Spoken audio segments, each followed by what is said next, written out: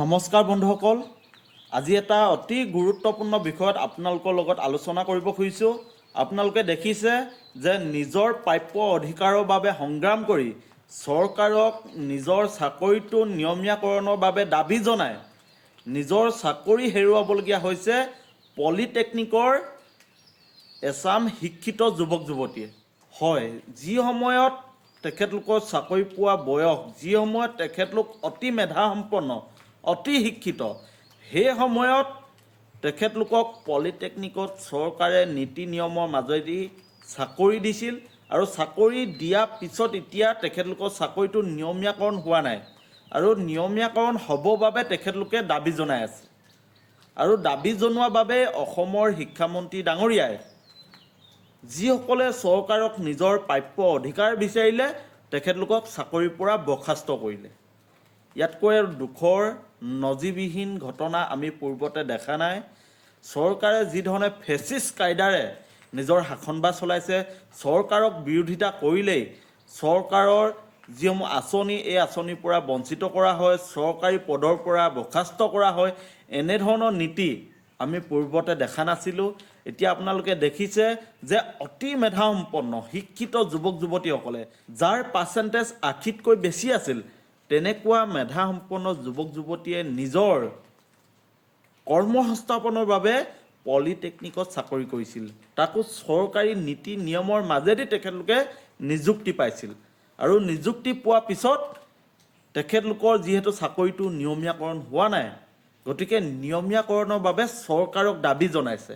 আৰু দাবী জনোৱাৰ পিছত চৰকাৰে ভাবিলে যে তেখেতলোকে চৰকাৰৰ বিৰোধিতা কৰিছে, গতিকে তেখেতলোকৰ চাকৰি নিয়মীয়াকৰণ কৰাটো দূৰৰে কথা, তেখেতলোকে বৰ্তমান যি পদত কৰ্মসংস্থাপন হৈ আছে সেই পদৰ পৰা তেখেতলোকক খেদি দিয়া হয়। অসমত এক ফেচিষ্ট শাসন চলিছে, যি শাসনে কেতিয়াও সৰ্বসাধাৰণ জনতাক ন্যায় দিব পৰা নাই, যি শাসনে কেতিয়াও শিক্ষিত নিবনুৱা যুৱক যুৱতীসকলক কৰ্মসংস্থাপন দিব পৰা নাই।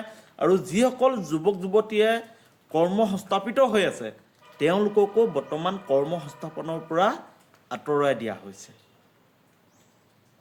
কিমান দুখৰ কথা! যি সময়ত তেখেতলোকে অন্য চাকৰিৰ বাবে এপ্লিকেশ্যন কৰিব পাৰিলে হয়, কিন্তু সেই সময়ত পলিটেকনিকৰ টিচিঙৰ নামত তেখেতলোকক চাকৰি দিয়াৰ বাবেই তেখেতলোকৰ অৰিজিনেল যিসমূহ ডকুমেণ্ট, শিক্ষাগত অৰ্হতাৰ অৰিজিনেল ডকুমেণ্টসমূহ চৰকাৰে ৰাখি থৈছিল।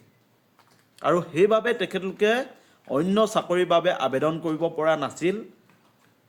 যি চাকৰি নিয়মীয়াকৰণ হোৱা নাই সেই চাকৰি নিয়মীয়াকৰণ হ'ব বুলি আশাত বন্দী হৈ তেখেতলোকে তাতেই সীমাবদ্ধ থাকিবলগীয়া হৈছিল। আৰু আজি তেখেতলোকে নিজৰ চাকৰিটো নিয়মীয়াকৰণৰ দাবী জনাই চাকৰিৰ পৰাই বঞ্চিত হ'বলগীয়া হ'ল। গতিকে আজি বিধানসভাৰ এক উত্তপ্তময় পৰিস্থিতি, ৰাইজৰ দল, কংগ্ৰেছ, AYDF বা CPIM সকলো বিৰোধী দলে আজি যি 147গৰাকী যি নিবনুৱা শিক্ষিত যুৱক, যিসকলে পলিটেকনিকত চাকৰি কৰি আছিল, তেখেতলোকৰ চাকৰি নিয়মীয়াকৰণৰ দাবী জনোৱাৰ লগতে তেখেতলোকৰ চাকৰিসমূহ ঘূৰাই দিবৰ কাৰণে, যিসকলৰ চাকৰি বৰ্তমান চৰকাৰে খাই দিছোঁ বুলি কৈছে, সেই চাকৰিসমূহ ঘূৰাই দিবৰ কাৰণে দাবী উত্থাপন কৰিছে। গতিকে আমি ৰাইজৰ পৰা মতামত বিচাৰিছোঁ, চৰকাৰখন এনেকৈ আক্ৰোশমূলক হোৱাটো উচিত নে? চৰকাৰে যিধৰণে ফেচিষ্ট শাসন চলাইছে, জনতাৰ ওপৰত অন্যায় কৰিছে, অবিচাৰ কৰিছে, এই সন্দৰ্ভত আপোনালোকৰ মতামত কি হ'ব আপোনালোকে আমাক জনাওক। আৰু বিধানসভাত ৰাইজৰ দলৰ সভাপতি অখিল গগৈ ডাঙৰীয়াই যি ভূমিকা লৈছে, প্ৰতিদিনে চৰকাৰক জবাবদিহি কৰিছে, অসমৰ মুখ্যমন্ত্ৰী ডাঙৰীয়াক প্ৰশ্ন কৰিছে, আৰু যিধৰণে অসমৰ মুখ্যমন্ত্ৰী ডাঙৰীয়াই অখিল গগৈ ডাঙৰীয়াৰ প্ৰশ্নত দিশহৰা হৈছে, এই সন্দৰ্ভত যদি আপোনালোকৰ কিবা পৰামৰ্শ আৰু মতামত আছে তেতিয়াহ'লে আপোনালোকে আমাৰ কমেণ্ট বক্সত আহি আপোনালোকৰ দৃষ্টিভংগীয়ে যি মতামত আছে আপোনালোকে আমাক জনাওক। আমি পুনৰ আপোনালোকৰ বাবে বিধানসভা কেন্দ্ৰিক যি আলোচনা বা যি ভিডিঅ' আমি পুনৰ লৈ আহিবৰ কাৰণে চেষ্টা কৰিম। ধন্যবাদ। জয় আই অসম।